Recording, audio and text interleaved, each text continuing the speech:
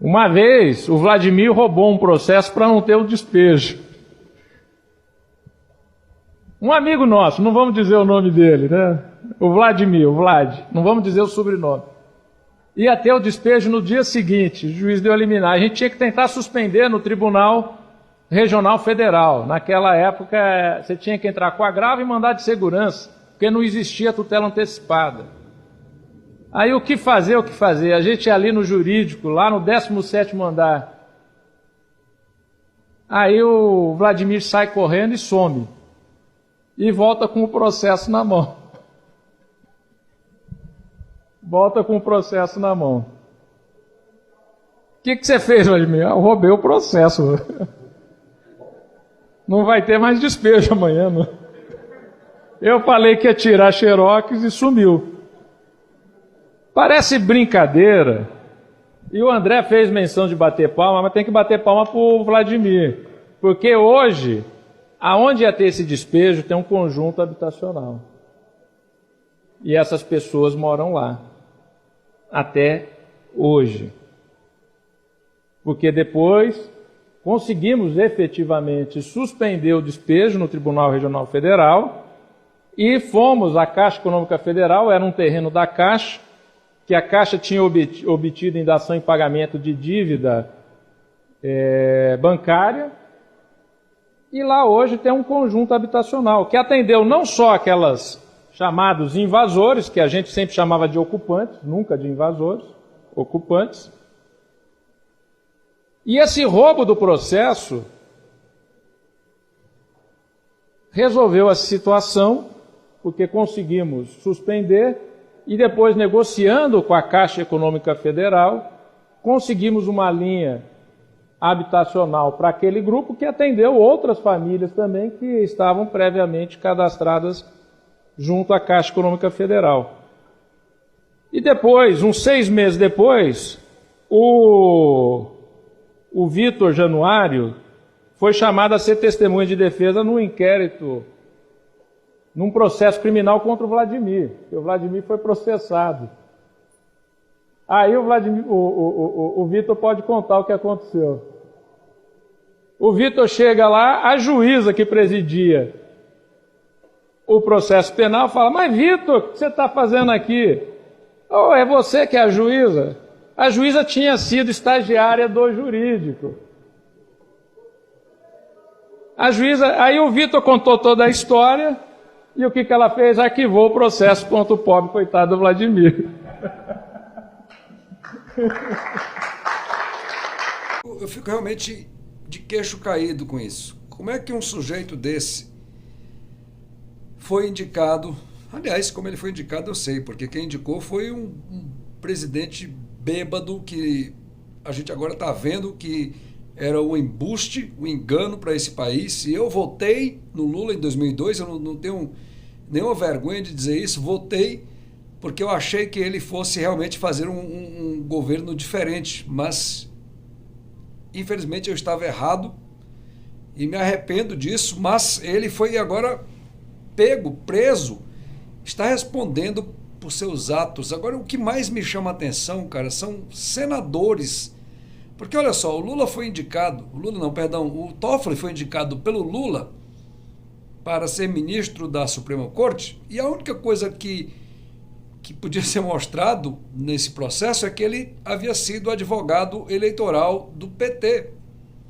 E aí o Lula indica esse cara para juiz da Suprema Corte, e a regra diz o seguinte, que tem que passar por uma sabatina do Congresso Nacional, do Senado Federal, aliás, perdão, e eu fico pensando que tipo de sabatina que esse cara passou. Como é que foi? O que foi discutido na sabatina? Porque o Dias Toffoli já tentou ser juiz de primeira instância por 2 vezes e ele foi reprovado no exame da magistratura. E aí, uma das características de uma pessoa para ser juiz da Suprema Corte, para ser ministro do STF, é que tem que ter notório saber jurídico. Agora eu fico me perguntando, cara, isso é notório saber jurídico? O cara rindo e debochando de um crime que foi, segundo palavras dele, foi simplesmente engavetado por uma juíza que também era estagiária. Quer dizer, é uma corja que aparelhou esse Brasil, esse país, de um jeito, cara, que é impressionante. É um negócio assim que não dá nem pra gente imaginar, cara. Tá tudo aparelhado. Vai ser muito, muito, muito difícil, muito trabalhoso desmontar esse aparelhamento que o Brasil está vivendo.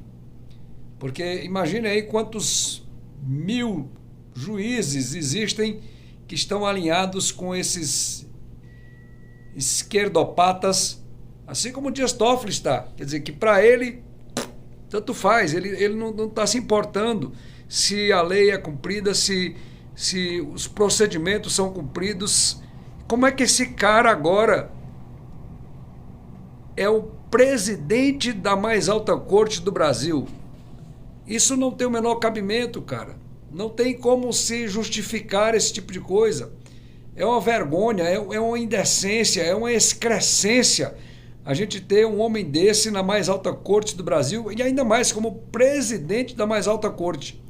Esse vídeo por si só já deveria servir de embasamento para o impeachment. Aliás, se ele fosse uma pessoa decente, se ele fosse uma pessoa com um pingo de escrúpulos, com um pingo de moral, de decência, e eu não estou aqui sendo um falso moralista não, mas eu estou dizendo o seguinte aqui, para um cargo dessa magnitude, o cara tem que ter, rapaz, o juiz da Suprema Corte não pode ser um cara de pau, não pode ser um cara debochado como esse está demonstrando ser, não pode ser um cara que divulga a tese de que os fins justificam os meios. Quer dizer, aquele terreno lá, se eu entendi direito, isso daí era um terreno que estava sendo invadido. Sim, ele disse que não usava o termo invadido, usava o termo ocupado. Isso é uma aberração, um eufemismo desgraçado, mas enfim, ele usava o termo ocupado.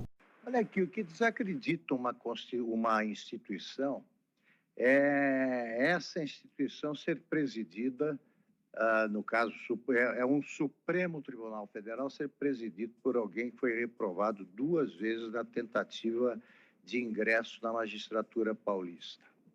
Se a Ana Paula contar nos Estados Unidos, escrever lá, olha, o presidente da Suprema Corte, do Supremo Tribunal Federal brasileiro, equivalente da Suprema Corte, ele não conseguiu ser juiz de um grotão do interior do Brasil, mas ele preside a corte.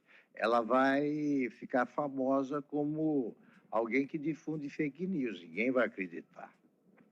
Ninguém vai acreditar que o Toffoli escreve como eu sei que escreve, porque chegou às minhas mãos uma vez um original dele, um puro Toffoli, sem revisão, sem intervenções de auxiliares que sabem escrever.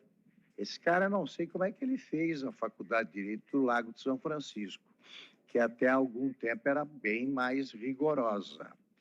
Não deixava se formar gente assim. O Toffoli, ele se gaba de ter, depois de já formado, de diplomado advogado, ele conta uma história rindo, assim, que ele roubou um processo junto com amigos, como se fosse uma brincadeira de adolescente. Era um processo, era uma ação de despejo.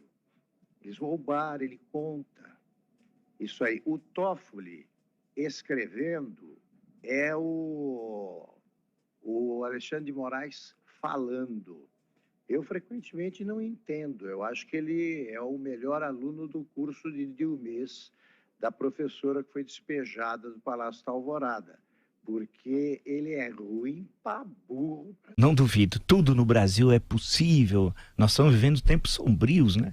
Agora, o Dias Toffoli, que agora busca representar um papel, e aí é grotesco, de jurista. Ele não é jurista coisa alguma. Quando ele fala livremente nas sessões, é um desastre, porque as sentenças não é ele que faz. Os votos, melhor dizendo, são os assessores, juízes auxiliares, porque ele não consegue escrever. Ele não consegue escrever. São juízes auxiliares, ele só assina. Ou rabisca uma assinatura, ou coloca um X, faz qualquer negócio. Ele não tem a mínima condição de ser juiz. quanto menos ser ministro do Supremo Tribunal Federal. É inaceitável. Por quê? Vamos recordar, porque estão esquecendo, o Brasil é um país que não tem memória. Esse senhor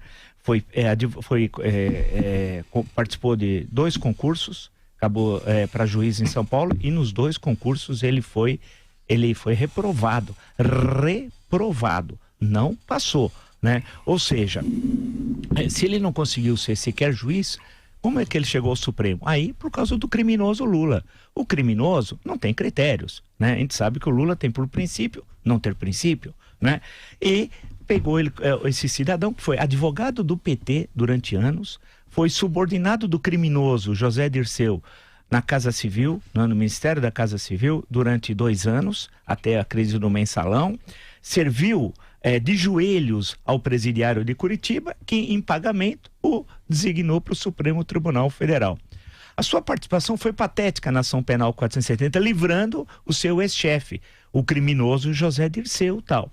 E está fazendo lá, e agora faz esse papel, que é dar uma de jurista. E vai ter muita gente que vai dizer que ele é um juiz brilhante, que ele é um ministro brilhante. Sabe por quê? Porque eles demandam ações lá na Suprema Corte. Em suma, uma última questão que eu queria que, por favor, o Dias Toffoli respondesse. Denúncias da imprensa mostraram que ele recebe uma mesada do Escritório de Advocacia da Mulher de R$100 mil e já recebeu um total de 4,5 milhões. Então eu perguntaria ao Dias Toffoli por que a mulher dá uma mesada para ele de R$100 mil e quem paga o Escritório de Advocacia da Mulher para que ela repasse esse dinheiro. 4,5 milhões. E como que o COAF COAF é o que cuida dessas transações, não viu nada. Então eu pergunto, como é que o senhor vai assumir a presidência do Supremo Tribunal Federal, que é uma coisa meramente burocrática rotativa, se o senhor não explicou por que o senhor recebe do escritório da sua mulher R$100 mil por mês? Então o senhor tem que falar, a reforma da casa do senhor, quem é que pagou? Então eu gostaria que o senhor tivesse a dignidade de responder isso. Agora, é o fim da República. Ter Dias Toffoli na presidência do Supremo Tribunal Federal, vocês me desculpem, é o fim. Não é possível aceitar isso. E o pior, que ele vai ficar 2 anos. Vai nos ameaçar todo santo dia.